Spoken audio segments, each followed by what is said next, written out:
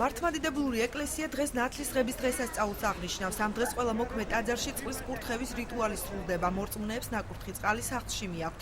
მათ სწამთ, რომ წყალსუფრის მიერ კურთხეული მდინარე იორდანეს მადლი ენიჭება და უხრწნელ თვისებებს იძენს. ძალიან დიდი უმნიშვნელოვანესი და სასიხარულო დღეა, იმიტომ რომ ამ შემთხვევაში ადამიანი ყველაფერს უფალს ანდობს. თავის სულვილებს, უფლის ხელში ვართ ჩვენ და ღმერთმა ყველა დაცულ ყოფილიყო. მთელ საქართველოს ულოცავ ნათლისღების წმინდა დღესასწაულს დაესწარით მრავალს, ჯანმრთელად, ბედნიერად და გაერთიანებულ საქართველოს მოგვასწროს ღმერთმა.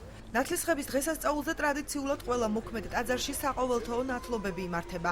დღეს ბათუმის ღვთისმშობლის შობის საკათედრო ტაძრის ეზოში მართლმადიდებლობას 129 ადამიანი ეზიარა. დღეს აი ამდენი ასეულობით ადამიანი მადლობა ღმერთს ინათლება და თავიდან იბადება, სულიერად იბადება.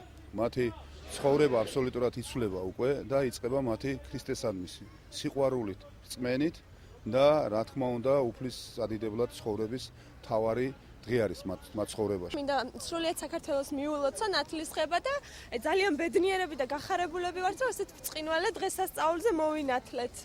ეს ჩემი მეორე ნათლულია უკვე და ვიცი, მინდა ყველას ღვთის წყალობა უსურვა და ყველას ულოცავ დღევანდელ დღეს, დღევანდელი დღის მადლი გფარავდეთ. ეს არის ჩემი პირველი ნათლული და ძალიან ბედნიერი ვარ. საქართველოში საუკუნეების მანძილზე ნათლისღების დღესასწაულზე დამკვიდრებული ძველი ტრადიცია დღესაც აქტუალურია. ამ დღეს ნათლულები ნათლიებს სტუმრობენ და სიმბოლურ საჩუქრად მამალი მიჰყავთ.